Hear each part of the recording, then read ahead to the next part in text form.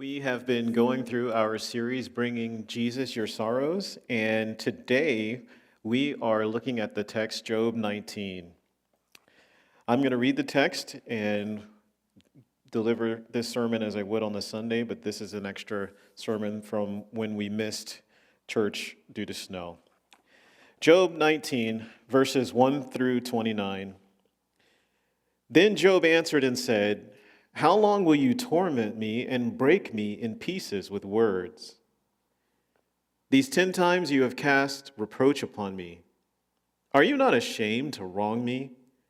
And even if it be true that I have erred, my error remains with myself. If indeed you magnify yourselves against me and make my disgrace an argument against me, know then that God has put me in the wrong and closed his net about me. Behold, I cry out violence, but I am not answered. I call for help, but there is no justice. He has walled up my way so that I cannot pass, and he has set darkness upon my paths. He has stripped from me my glory and taken the crown from my head.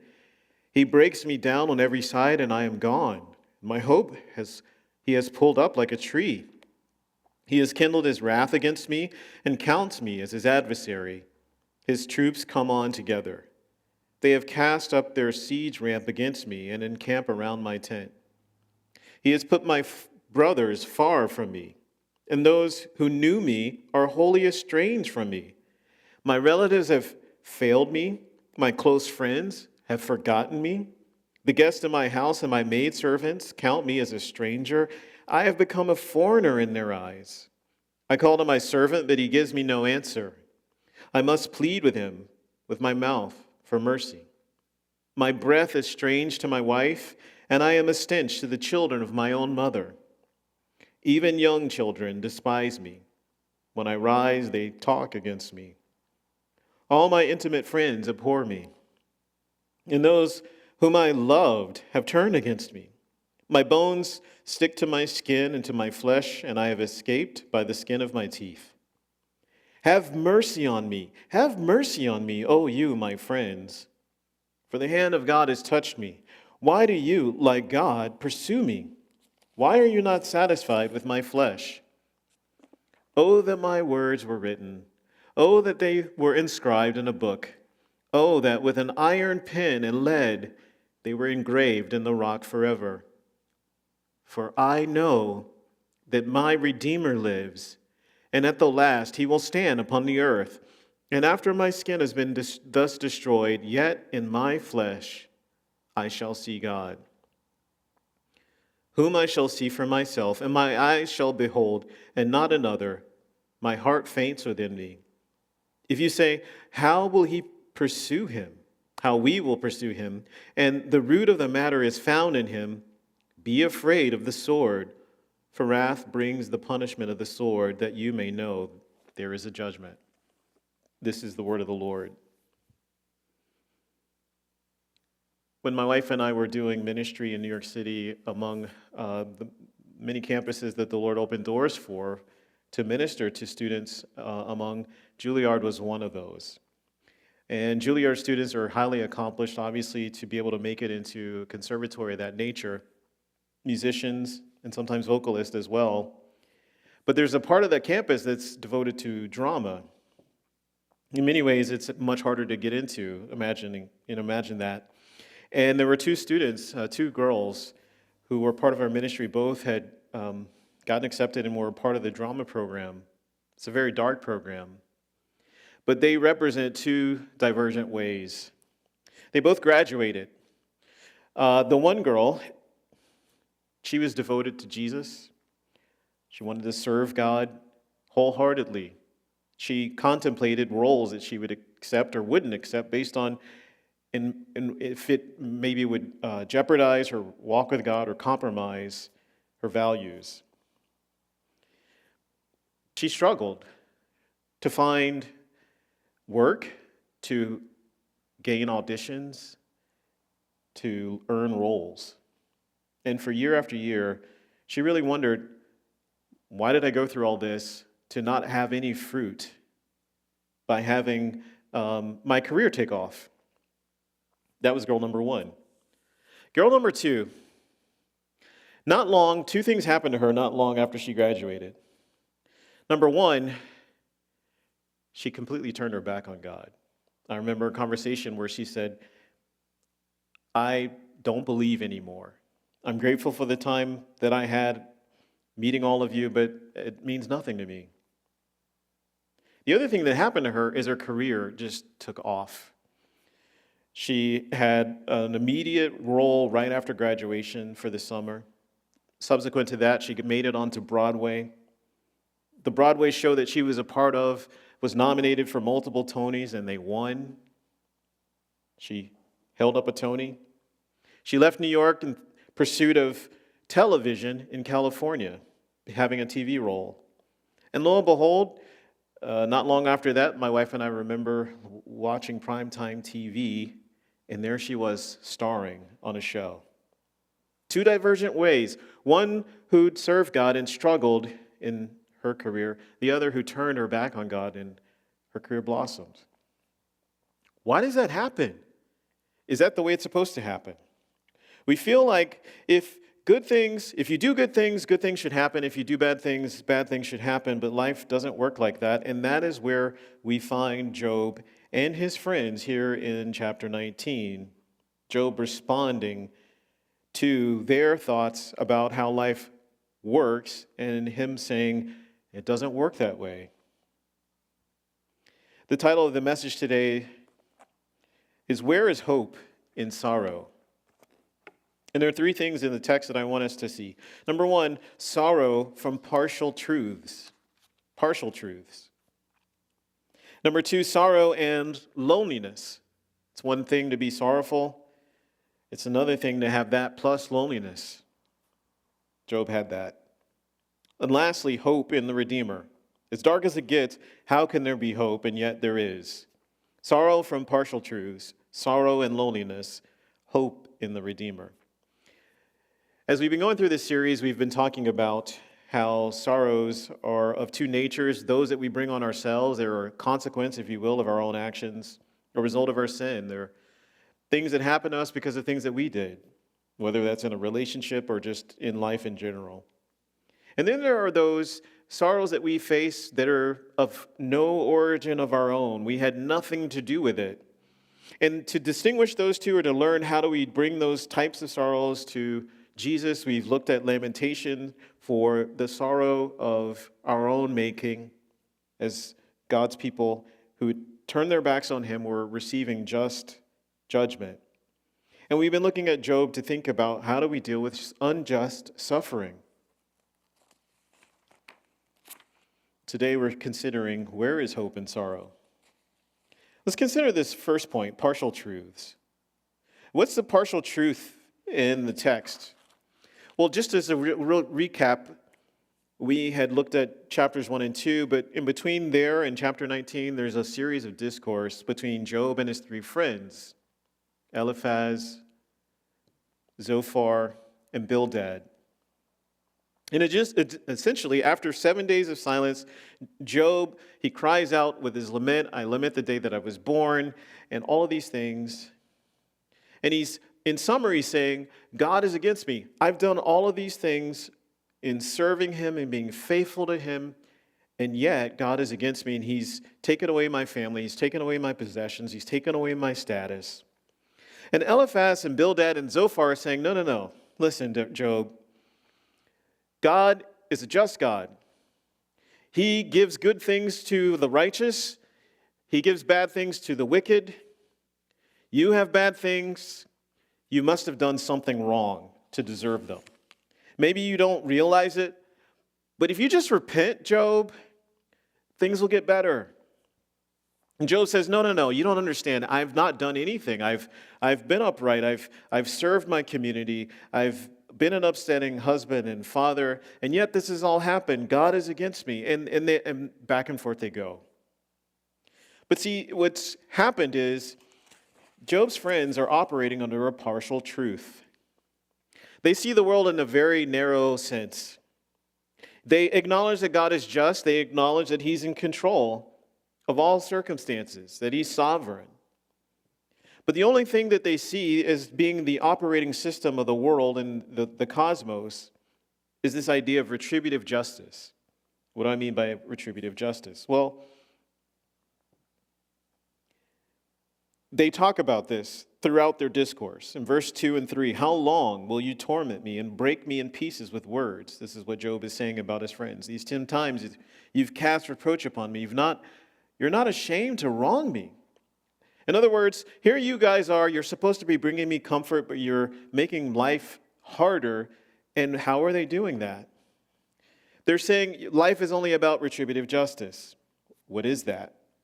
Well, we think of it in these ways. What goes around comes around. In other words, whatever you have done should be done to you. Whatever you didn't do, you should lack. We talk about or think about karma. We say if you don't like the heat, you should get out of the kitchen. In other words, if you're in a setting and you've done something, if you can't take that, you shouldn't be dishing it. You get what you deserve. It's retributive justice. Or on an individual level, if I do good things should happen to me. My life should go well. If I do bad things should happen to me.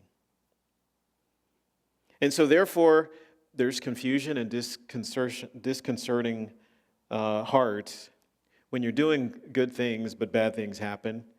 And when bad people do bad things, but good things happen to them. The partial truth is that we live in this world where there's only retributive justice.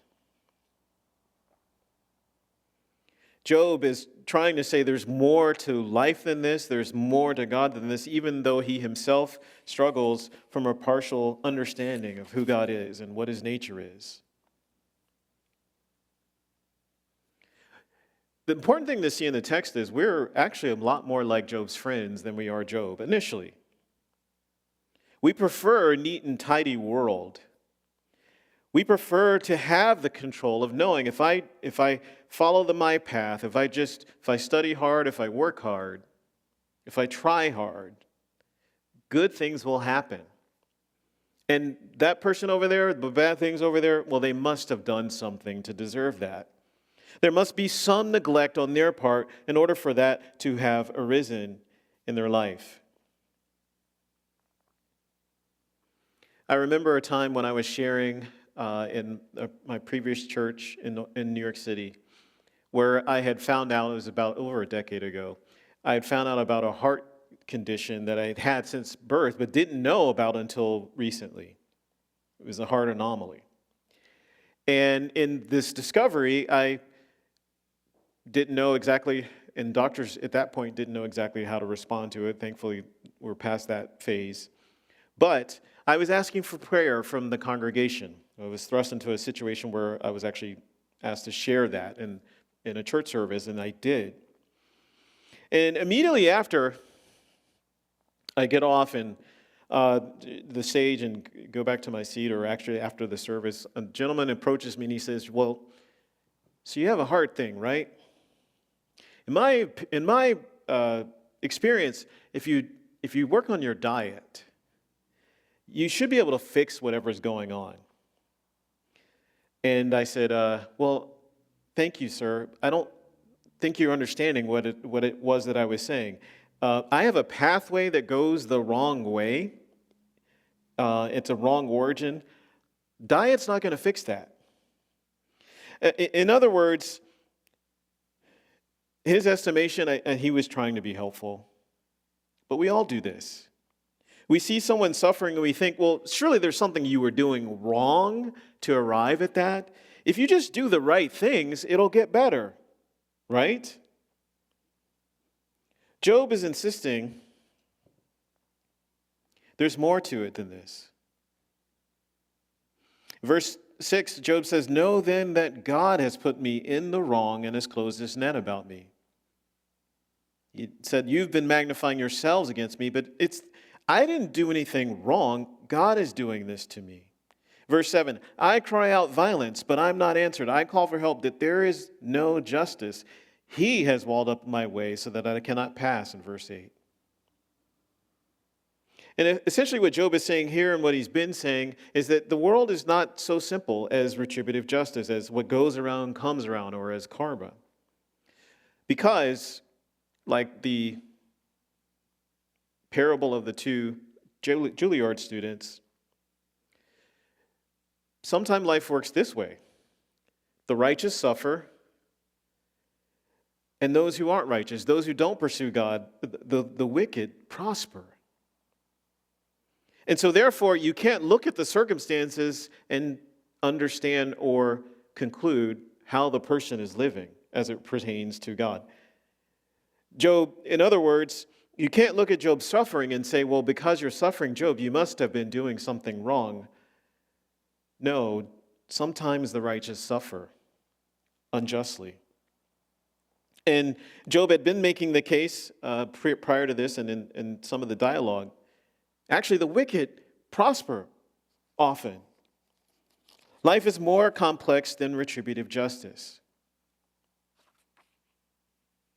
You and I are like Job in the sense that we will all suffer unjustly.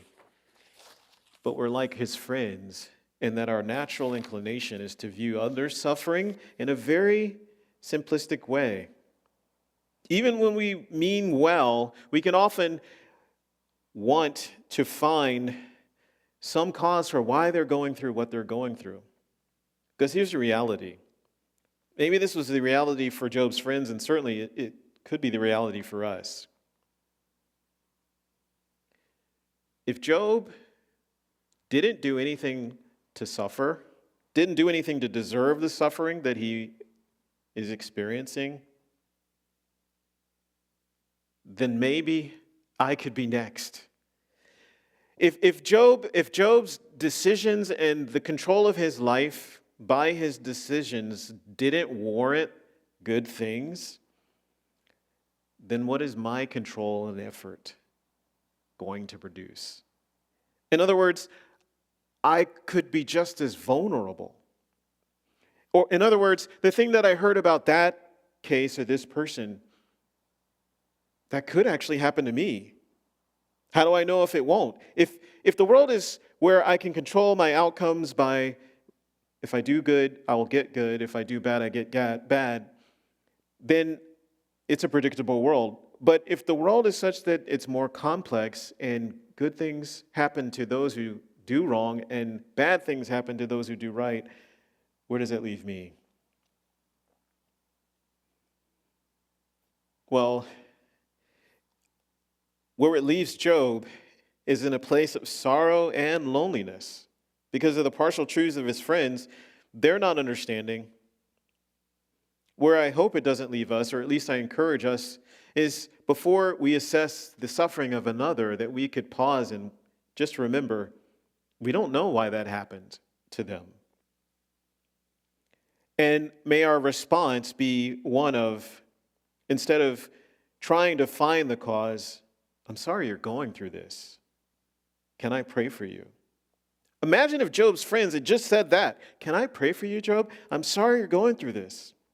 Rather than trying to find all the rhyme and reason of what he was going through. Well, let's consider what this meant for Job. He was having sorrow upon sorrow. This is our second point, sorrow and loneliness.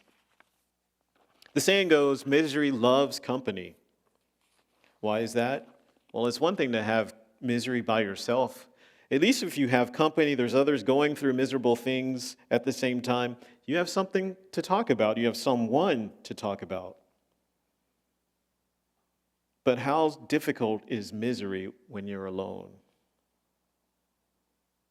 Have you ever been there? Have you ever felt alone? I'm sure that you have. And the reality is there's something about the nature of suffering that makes it, although others can empathize, there is a sense of, I am going through this, and no one else is. At least from my perspective, or at least in my part of this equation.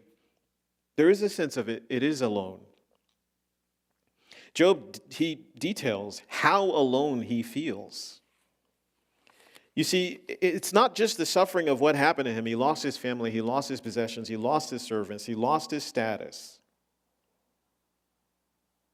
He's also lost his relationships, or at least encouragement, or at least understanding. No one is understanding. Verse 13, and by the way, he's attributing God as being the cause of all of the loneliness he is experiencing. And so he's saying in verse 13, he put my brothers far from me. Those who knew me, they're estranged. Verse 14, it's his relatives. They failed him. His close friends have forgotten him. He's got no family, no friends to support him. Verse 15, the guests in his house, they are sojourners, but they view him like, you're from a strange land. You're a foreigner, a stranger. Verse 16, his servants don't even answer him. Whoever's left, of all the servants that died, whoever's left, they don't respect him. Verse 17, he feels alienated from his own wife.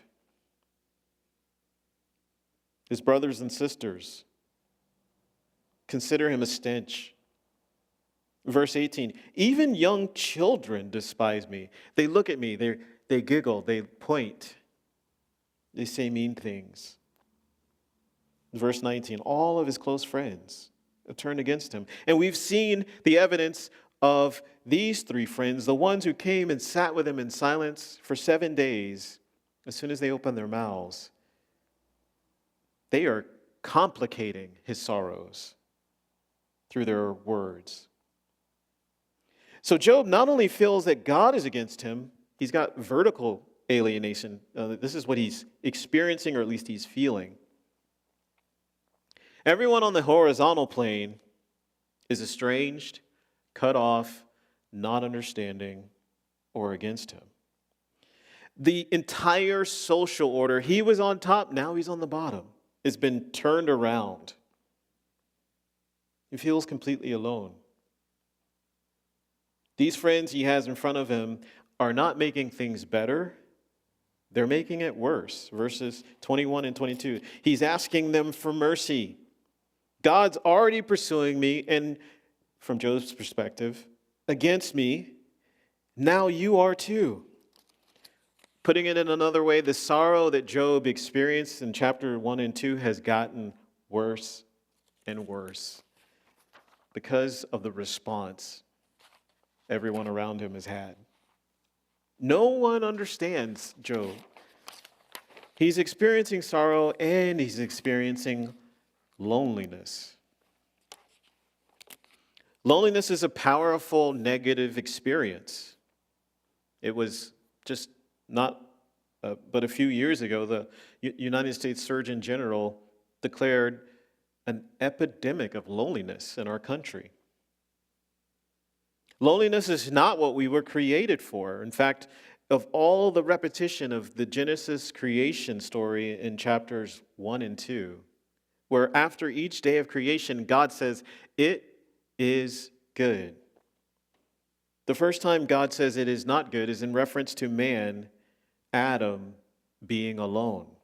It is not good for man to be alone. You were not created for loneliness. And yet, oftentimes, sorrow produces that. You feel alone. You feel no one understands. Nobody quite gets all of what is happening. In all suffering, there can be comfort, but that comfort is really proximate in the horizontal plane. But all suffering is, in fact, brought into your life to drive you to the one place where you can receive comfort. And that is in the love of God through Jesus Christ. The one who can truly comfort you, the God of all comfort, is the one that you need. And the loneliness that you experience in suffering, though you can be encouraged by others, is the thing to drive you to receive the love of God in Jesus Christ. Sorrow and loneliness compound, but they are present to help you realize where you can find true comfort. Bringing your sorrow to Jesus and not to other things. Well, that leads to our last point, hope in the Redeemer. This chapter in Job is a profound chapter.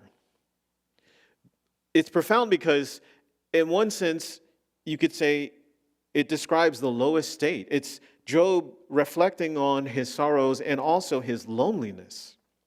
It's Job acknowledging he is suffering and also how his friends have compounded that suffering.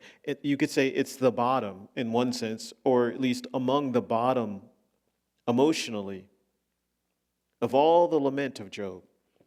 And yet, in the midst of that, Job has hope. It's the highest hope he has in all of the dialogue before eventually Yahweh speaks at the end of the book. It's the lowest of the low and yet the highest of the high. How does, when Job is alone and sorrowful, have hope? How do you have hope? How does he have hope? Where is that hope? Recall that Job has said, God has walled me in.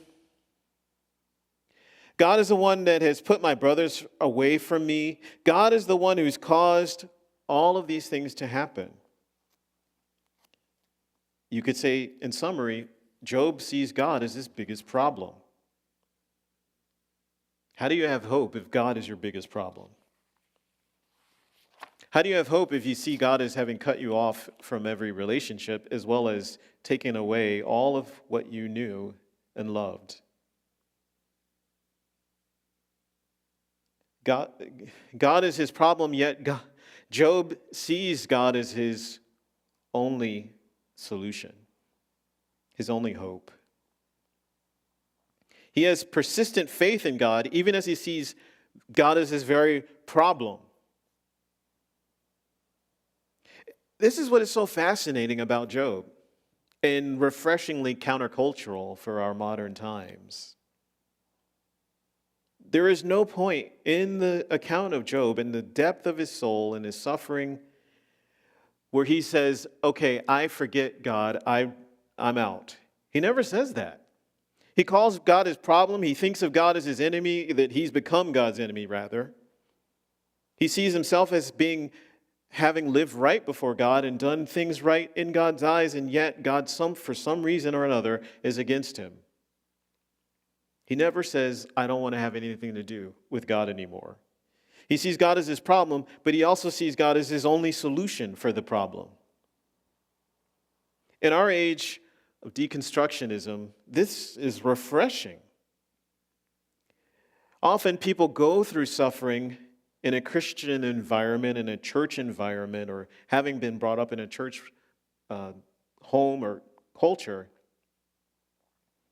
And when the nature of the problems get to a certain extent, maybe they conclude that God is the problem and therefore forget God. Therefore forget faith. Therefore forget all of these things that I've experienced. I would be better off somewhere else, doing something else. I came across a recent book of someone who is in the ex-evangelical category.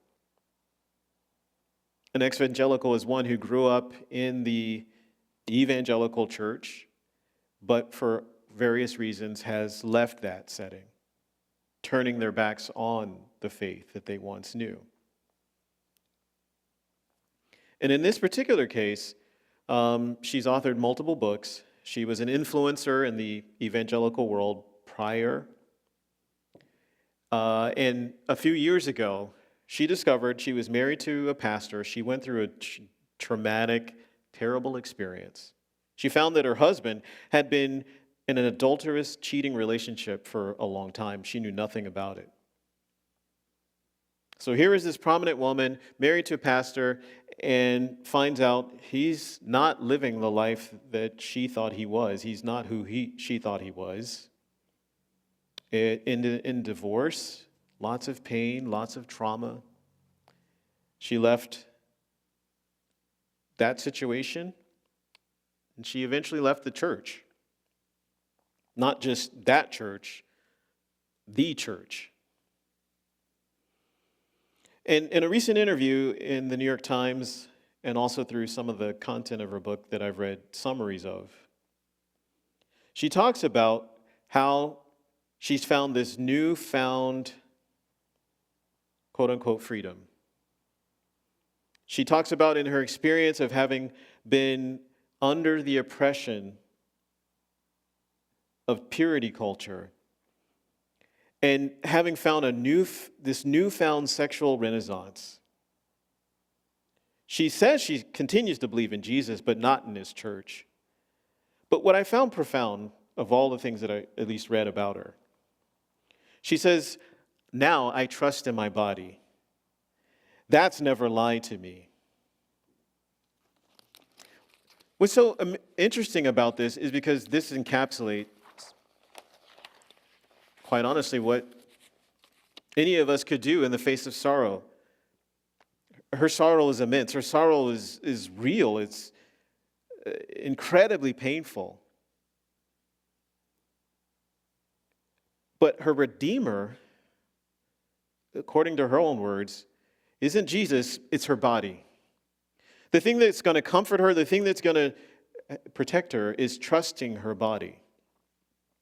Now, that's one story. There's unlimited number of other things, other versions, other redeemers that we could run to and that others have run to in deconstructing their faith. And in thinking about that story and in juxtaposing that to Job, in my opinion, it makes what he does and says here so profound. In verse 25, Job says, I know, despite all this, despite everything, despite the sorrow, despite the fact that I feel like God is against me and I'm alone, I'm lonely, I know that my Redeemer lives. And at the last he will stand upon the earth. And Job he anticipates the resurrection. Now, we don't know what exactly Job fully understood about this. But he says in verse 26, after my skin has been thus destroyed, in other words, I've died, yet in my flesh, not as a disembodied spirit, in my flesh, in other words, in the resurrection, I shall see God. Whom I shall see for myself, and my eyes shall behold, and not another. My heart faints within me. The hope that Job has is the hope in the Redeemer. And Job has more sorrow than you and I could ever have imagined, more than we've ever experienced. As great as our sorrows are, he lost almost everything. Only his wife is left. His status is gone. His children are gone. His servants are gone. His wealth is gone. His friends are not helping him. Yet he has hope in the Redeemer. He has hope in the redemption, that one day I will see God face to face in the flesh. Could he put it all together? We don't know. But we do know that you and I have more cause for that hope than Job did, because we have more evidence of that hope than Job had. We have Jesus. We have Jesus, the one who came and suffered unjustly on your behalf and mine, on the cross, offering atonement for our sins, and being raised from the dead to promise us that one day you and I will be raised with him. There will be a day when we will stand and see him face to face. In my flesh, I shall see God. And that is the hope that overcomes both sorrow and loneliness, that overcomes the partial truths about how life works, that recognizes and in fact embraces the fact that the righteous suffer and sometimes the wicked prosper. Yet in the midst of all of that, there is still hope because we know that our Redeemer lives. And because of knowing him, we will one day stand with him and be raised with him. In conclusion, what we learn from Job and what we learn from this chapter is that we have to resist the urge towards partial truths to assuage ours and others' sorrows. God alone has the interpretation for why someone is going through what they're going through. We may never know. We are not promised to know why. We're encouraged to be present with others, to offer condolences, to offer prayer, but are cautioned to not say much beyond that. And when you suffer or others suffer around you, the comfort that they need most is the love of God in Jesus Christ. To turn from comfort in other things and to bring their sorrow to Jesus to find comfort in him. Let me pray. Lord, would we, like Job, even in sorrow and loneliness, find hope in our Redeemer. Thank you that you've given us more understanding of who he is than Job had, our Savior, Jesus Christ. May we turn to him in our sorrows and help others to do the same. In Jesus' name, amen.